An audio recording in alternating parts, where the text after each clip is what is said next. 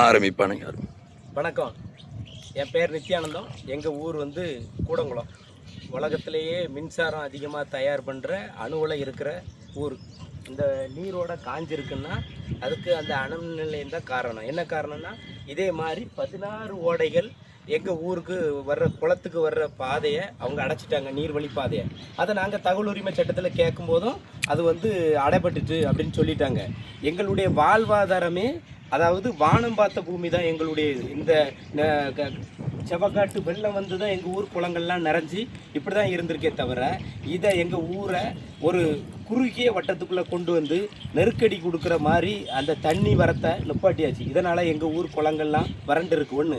ரெண்டாவது, இந்த என்பிசிஎல் நிர்வாகம் இங்கே வரும்போது வீட்டுக்கு ஒருத்தர் வேலை கொடுப்போன்னு சொன்னோன்னே எங்களுடைய தாத்தா இந்த மாதிரி ஆட்கள்லாம் நிலம் கொடுத்தாங்க. நம்ம பிள்ளைங்க, நம்ம ஆடு மாடு மேய்ச்சிட்டு இருக்கோம், விவசாயம் பார்க்கும், அதனால் அவங்களுக்கு ஒரு வேலை கிடைக்கட்டு, கவர்மெண்ட் வேலை அப்படின்னாங்க.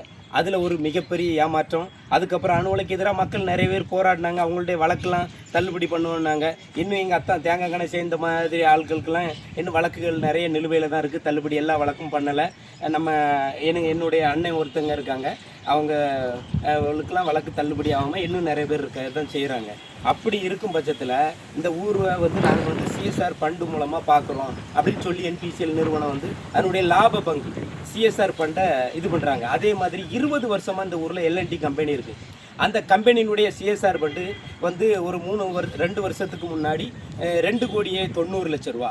அந்த நிதியை இந்த திருநெல்வேலி மாவட்டத்தில் இருக்க எல்லா பள்ளிக்கூடத்துடைய இ கிளாஸ், ஒரு ஸ்பெஷல் கிளாஸ் வைக்கிறதுக்காக சபாநாயகர் அண்ணாச்சி எல்லா பள்ளிக்கூடத்துக்கும் அந்த 2,90,00,000 எல்லா ஸ்மார்ட் கிளாஸ் திட்டத்தில் அறிமுகப்படுத்தினாங்க.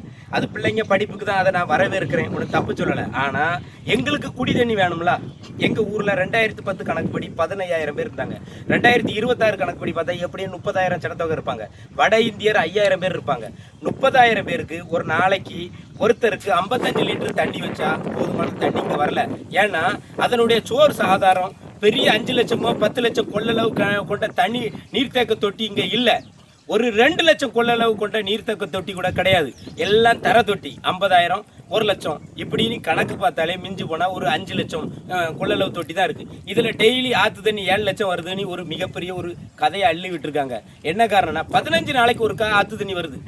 15 நாளைக்கு ஒருக்கா ஆற்று தண்ணி வருது. மற்ற 4 நாளைக்கு ஒருக்கா உப்பு தண்ணி வரும். அந்த ஆற்று தண்ணி வர்ற டைமில் உப்பு தண்ணி விட மாட்டாங்க. இப்படி இருக்கச்சில் ஒரு மனுஷன் 55 லிட்டரில் குளிக்க எப்படி செய்ய முடியும்? அப்போ நாங்கள் எங்களுடைய தண்ணி ஆதாரத்தை பூர்த்தி பண்ணாத இந்த என்பிசிஎல் நிர்வாகம், இந்த அரசாங்கம், மத்திய மாநில அரசு எதுவாக இருந்தாலும் சரி, அதுக்காக ஒருதலைபட்சமாக இல்லை, யாராக இருந்தாலும் இந்த கிராமத்தில் இருக்கிற 30,000 ஜனத்தொகை பெரியவங்க முதல் சிறியவர்களுடைய வாழ்வாதாரத்தை முன்னேற்றணும். அந்த என்பிசிஎல் நிர்வாகம் அதை செய்யலை. தமிழக அரசும் இப்போ என்ன சொல்கிறாங்கன்னா, ஒரு பாயிண்ட் சொல்கிறாங்க, உங்களுக்கு 605 கோடி ரூபா ஆற்று நீர் திட்டத்தில் உங்கள் ஊரை இணைச்சா கிழக்கிருந்து வர்ற 7 லட்சம் தண்ணி உங்களுக்கு குறைஞ்சிரும், அதனால் அதில் இணைக்க முடியாது அப்படின்னு சொல்கிறாங்க. உங்களுடைய கருத்தை நான் தார்மீகமாக வரவேற்கேன். அதே போல் நீங்கள் என்ன சொல்லணும், தமிழக அரசு நிதி இருக்குல்ல, அதில் மட்டும்தான் நாங்கள் இந்த ராதாபுரம் தாலுகாவுக்கு செய்வோம். என்பிசிஎல்னுடைய சிஎஸ்ஆர் நிதி எங்களுக்கு வேண்டாம், அதை அந்த ஊர் மக்களுக்கே செய்யுங்கன்னு சொல்லுங்க. என்பிசியில் நாங்கள் எங்களுக்கு ஒரு 25 லட்சம் கொள்ளளவு கொண்ட தனி டேங்க் கட்டுங்கன்னு நாங்கள் சொல்கிறோம். நீங்கள் என்னென்ன எங்கள் நிலம், எங்கள் வயிற்றில் அடித்து கொடுத்த எங்கள் நிலத்தில் உள்ள சிஎஸ்ஆர் நிதி உங்களுக்கு வேணும், குடிக்க தண்ணி தர மாட்டீங்களா சொல்லுங்கள். நான் ஒரு சாமானியனாக கேட்கேன்.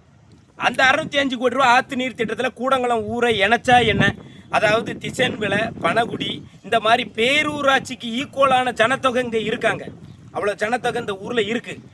வட மாநிலத்தவரை சேர்த்து அந்த அளவுக்கு இருக்கிறவங்களுக்கு தண்ணி நம்ம எப்படி கொடுக்கணும்? குடி தண்ணி தான் நாங்கள் கேட்கணும். நாங்கள் வேற எதுமா கேட்கோம்? ஐயா காசு பணம் தாங்க, எங்களுக்கு ஒரு 1 கோடி 2 5 கோடி 10 கோடியே தாங்க, குடிக்க தண்ணி கேட்குங்க ஐயா. அந்த ஒன்றையாவது செய்யுங்க ஐயா. எங்களுக்கு இந்த பிளான்ட்டுக்குள்ளே இருந்து வருடந்தோறும் வர மழை வெள்ளத்தில் வர்ற காட்டு வெள்ளத்தை விடுங்கய்யா. இந்த காட்டு வெள்ளம் பாருங்க, எங்கள் காடெல்லாம் காஞ்சி போய் கிடக்குது. அதுக்குள்ள ஒரு வழியை செய்யுங்கய்யா. எங்கள் ஆட்கள் விவசாயம் பண்ணி பொழைச்சிக்கிடுவாங்க. நீங்கள் நிரந்தர வேலைன்னு சொல்லி அவன் வேற சிஎஸ்ஆர் பண்ணி இலவச கண் சிகிச்சை முகாம், அதுக்கப்புறம் என்னது ஏதோ பயிற்சி முகாம் நடத்துகிறாங்களாம். அது நடத்தையும் இது நடத்தேன்னு சிஎஸ்ஆர் செலவை அவங்கவுங்க தேவைக்கு உறவினருக்கு சொந்தக்காரங்களை வச்சு துட்டடிக்கிறாங்களே தவிர, இந்த ஊர் டெவலப் ஆகுறதுக்கு, இந்த ஊர் முன்னேற்றதுக்கு, இந்த ஊரில் ஒரு கழிப்பறை கூட என்ன செய்யாது, மெயின் கேட் பக்கம் கிடையாது. கேட்டுடுங்க, என்னன்னு பார்த்தாலும் ஒரு 500 பெண்கள் உள்ள வேலைக்கு போவாங்க. அந்த அனுமன் நிலைய கேட்டு முன்னாடி பஸ் ஸ்டாப்புக்காக நிற்பாங்க. ஒரு சாமானிய ஒரு கழிப்பறை கூட, ஒருத்தங்க பாத்ரூம் போகிற கழிப்பறை கூட கிடையாது. சிஎஸ்ஆர் நிதியில் ஒரு கழிப்பறை கட்டினானாங்க, அது கூட செய்ய மாட்டேன். நன்றி, வணக்கம். என் மனசாட்சியில் என்ன இருக்கோ அதை சொல்லியிருக்கேன், அதுபடி செய்யுங்க.